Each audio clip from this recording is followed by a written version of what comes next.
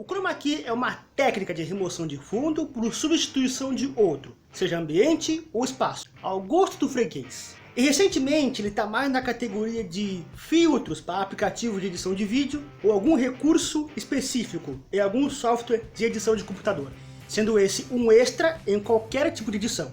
E se eu te disser que essa técnica tem mais de 80 anos de idade, com várias versões, gerações e superações até virar o recurso que conhecemos hoje. Meu nome é Giovanni, sou ator, sou editor, e nesse vídeo especial do Sou Editor eu vou te mostrar todo o histórico do chroma key, uma das técnicas mais revolucionárias do mundo audiovisual.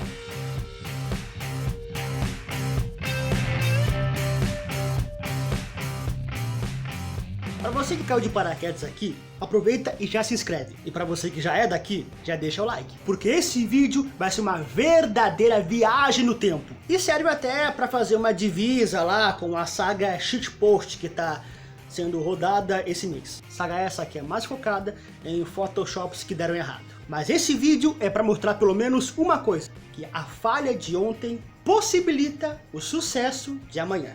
Então já comenta aqui embaixo a sua humilde e talvez até melhor opinião sobre esse recurso, essa técnica, esse barra-filtro para os mais íntimos. Essa história que vou contar vai ser bem longa e extensa e vai ter bastantes nomes e nomenclaturas relacionados a esse recurso. É até melhor para poder manter a cronologia e para que você, e eu também, não possamos perder o fio da meada. Ressaltando aqui que eu não vou dar nenhum tipo de ensinamento de como fazer o chroma key. Eu só vou contar o histórico de um dos recursos mais bem explorados do mundo da edição. Então prepare-se, deixa o like, se inscreve, compartilha para interessados e desinteressados e ativa o sininho das notificações, porque pode ser que os outros vídeos sejam relacionados com esse recurso. Bom, eu tô enrolando muito, né? Então, vambora, a viagem vai começar.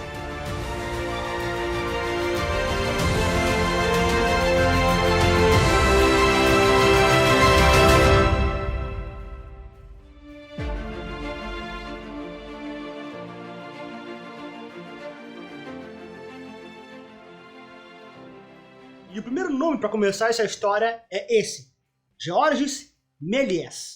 Ou Méliès, alguém acaba de corrigir nos comentários. Méliès foi um dos cineastas mais promissores da França, que liderou diversos recursos e narrativas na alvorada do cinema. Ou seja, ele foi um dos inovadores, se não o inovador, na trajetória dos efeitos especiais. Ele foi pioneiro em recursos como stop motion e storyboard, o esboço sequencial. Ou seja, o cara inventou o slide. Sua maior obra no cinema é o filme Le Voyage dans la Lune, com essa cena icônica onde tem um canhão aterrissado no olho da lua. Méliès também era mágico e ilusionista, mas nem sempre foram flores. Ele acabou sendo ignorado pelos irmãos Lumière após tentar comprar uma câmera. Após conhecer a nova arte, ele tentou aplicar o seu truque de ilusão nas filmagens. Nesse processo, ele desenvolveu um truque que usava camadas para múltiplas exposições no mesmo filme, posteriormente chamado de Mate Shots. Começava aí a iniciação rudimentar do fundo neutro. É como máscara de tela, só que com vidro e com tinta preta. A ideia era bloquear a luz sobre o filme e evitar exposições em locais pré-determinados. Depois disso, ele rebobinava o filme e invertia a camada. Porra, olha a engenharia. Desse modo, ocorria a exposição apenas na parte protegida do filme. Ou seja, o cara inventou negativo. O resultado era uma dupla exposição com duas ou mais cenas, que podiam ser combinadas no mesmo filme. Outros cineastas como Edwin Porter também dominaram essa técnica. Em meados de 1900 e 1910, outras técnicas surgiram a partir desse recurso, como o Glass Shot, a filmagem pelo vidro, onde pinturas eram colocadas entre o objeto e a câmera, fazendo assim uma composição de quadro. O cara basicamente inventou o stop motion, o storyboard, o mate shot e o glass shot. Lumière. Agora começa a passagem de bastão pela evolução dessas técnicas, passando então por Norman Down, Norman Down foi um dos primeiros cineastas americanos que fez grandes melhorias em termos de fundo fosco, aplicando performances em primeiro plano com fundos pré-filmados. Ele foi o primeiro diretor a usar a projeção traseira de filmes. O que seria isso? Era uma técnica que usava o uso de extensão nos sets de filmagem, fazendo parecer maiores e mais elaborados com pouco gasto. Ou seja, começou a fazer gambiarra pela economia do cinema. Gênio! Só que ele tinha que manter a câmera estática, totalmente imóvel, com um cenário único, onde a ação ou a cena tinha que rolar dentro daquele quadro. Tá bom, Giovanni, mas e o chroma key? Onde é que ele aparece? O que ele tem a ver com tudo isso? Isso aí tá mais pra histórico de filtros. E realmente parece que eu tô falando da história da composição dos filtros. Mas calma, eu já chego lá. Vamos pro próximo agora, que é mais pra uma nomenclatura. Traveling Mate.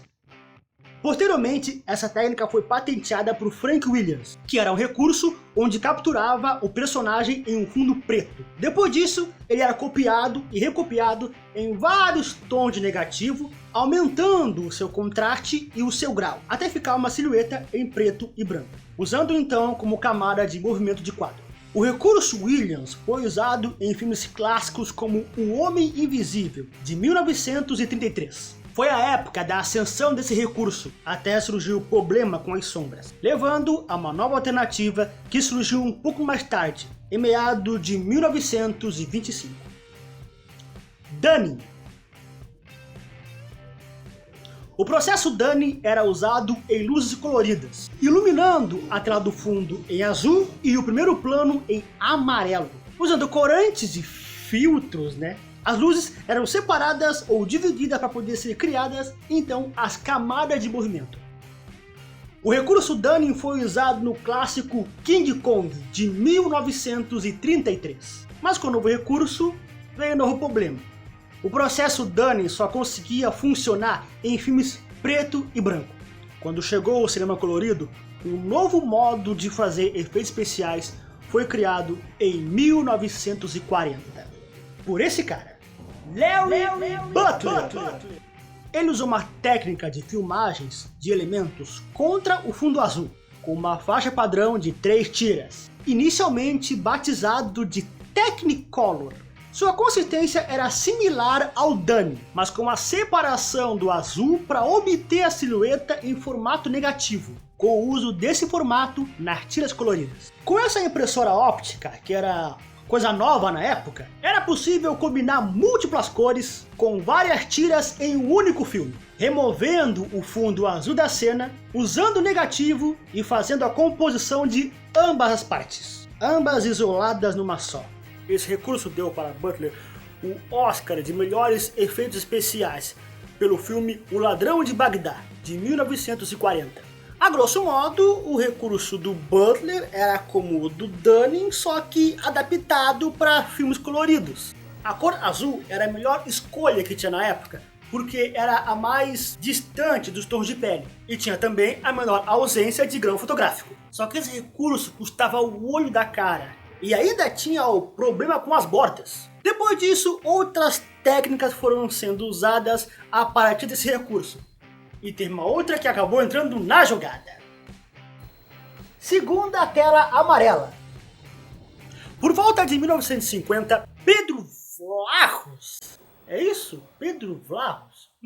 Criou o recurso de tela amarela. Ele era inventor, engenheiro e considerado um dos pioneiros da indústria do cinema. Boa parte desse recurso foi usado nos estúdios de Walt Disney entre os anos de 60 e 70, junto com vapor de sódio, onde os atores eram iluminados na frente de uma tela branca e a iluminação era feita por uma luz potente de vapor. Aquela luz amarela que você encontra no poste da rua, aquela mesma.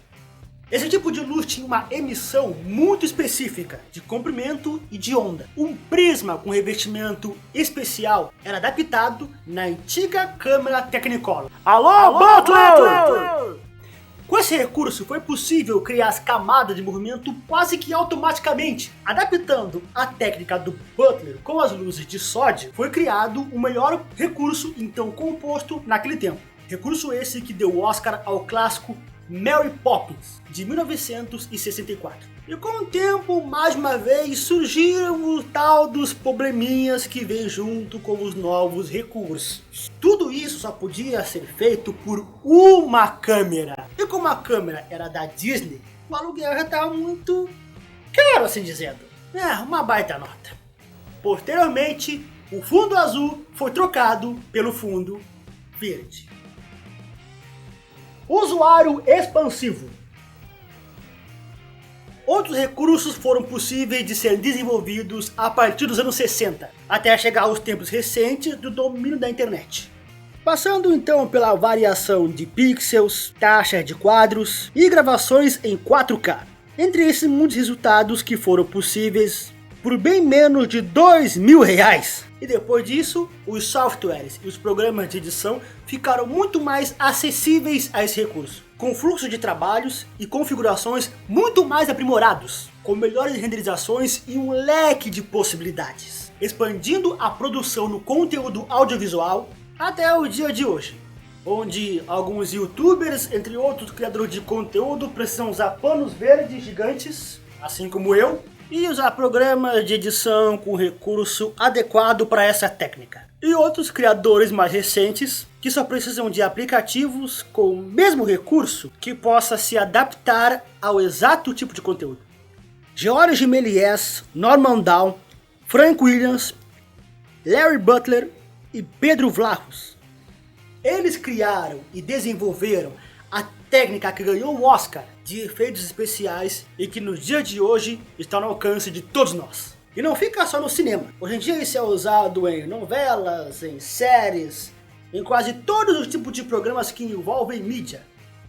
Então é isso, gente. Eu espero que vocês tenham gostado desse conteúdo. Foi longo, foi extenso, mas foi necessário para poder contar direitinho a história desse que foi o efeito, o filtro, o recurso ou a técnica mais revolucionária da história do universo audiovisual. Algo que, se for procurar por aí, você acha textos e manuais que explicam essa história, mas que são poucos os vídeos que realmente contam a história desse recurso. E só por isso eu acho que eu já mereço o seu like, a menos que eu tenha caído aqui de paraquedas só pelo interesse por esse recurso. Aí fica à vontade para poder se inscrever. Ou se você já está aqui há um bom tempo e conhece alguém interessado nesse tipo de recurso, é a oportunidade que tem para compartilhar para interessados e desinteressados. Nesse caso, mais para interessados mesmo. E se quiser continuar por aqui, saber qual é o próximo vídeo, quando ele vai sair, aproveita e ativa o sininho das notificações. Muito obrigado para quem ficou até aqui. E não se esqueça, as pessoas são um verdadeiro recurso.